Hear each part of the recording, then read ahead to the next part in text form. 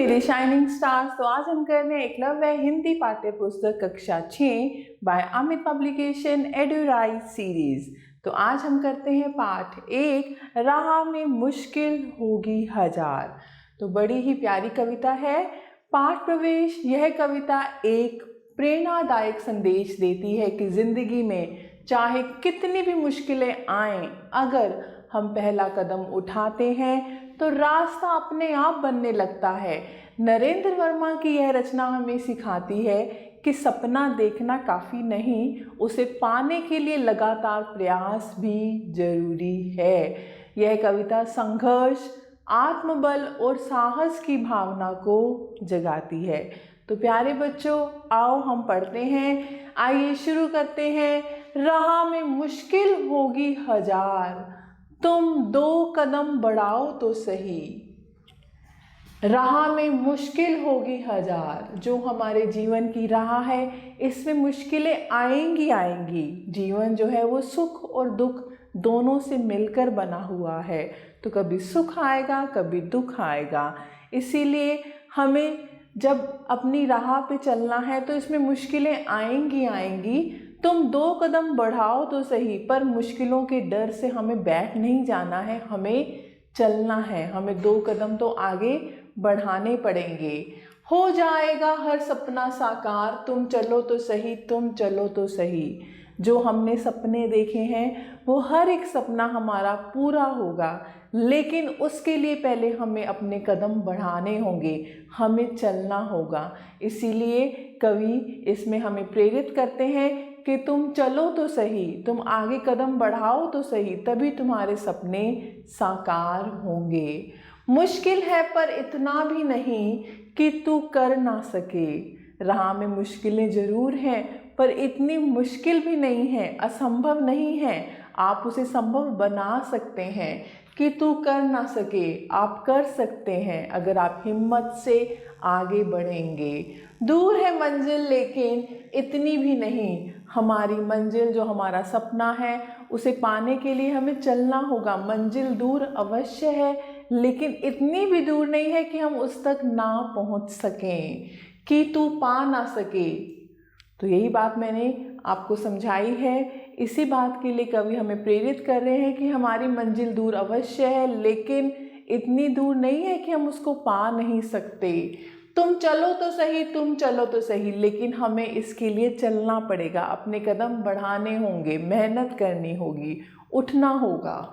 एक दिन तुम्हारा भी नाम होगा, एक दिन तुम्हारा नाम होगा। जो मेहनत करते हैं, नाम उनका ही होता है जीवन में। बिना मेहनत के हम कुछ नहीं पा सकते हैं। तुम्हारा भी सत्कार होगा, सत्कार यानी आदर होगा।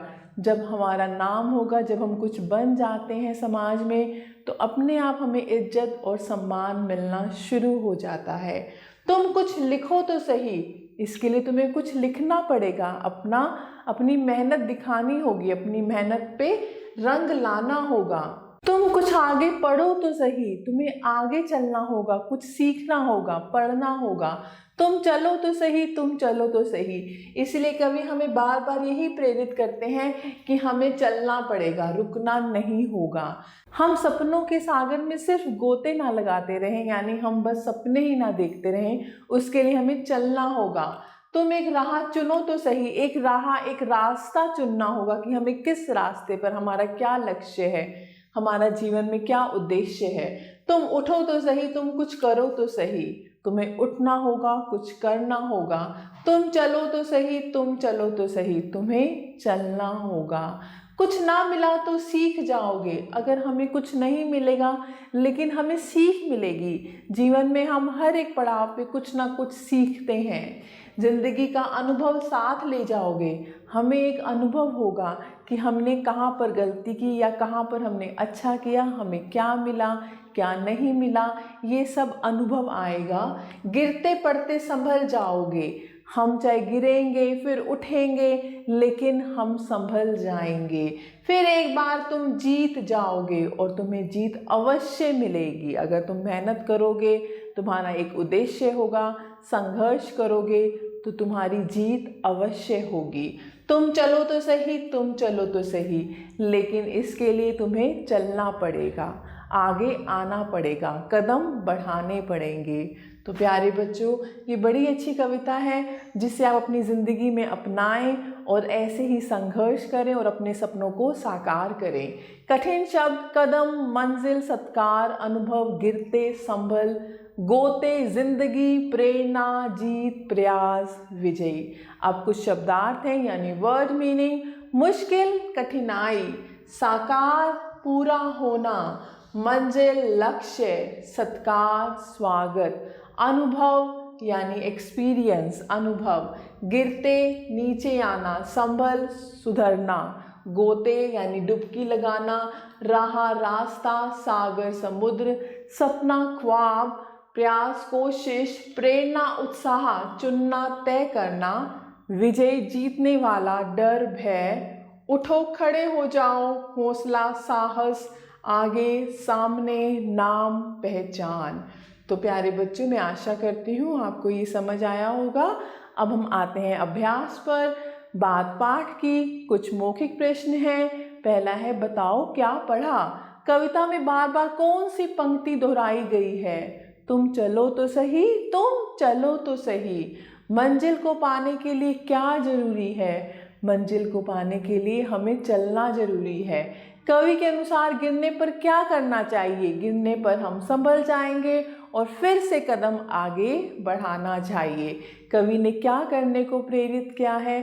कवि ने कहा है, तुम कदम बढ़ाओ, तुम चलो, तुम उठो, तभी तुम अपनी मंजिल को पा सकते हो।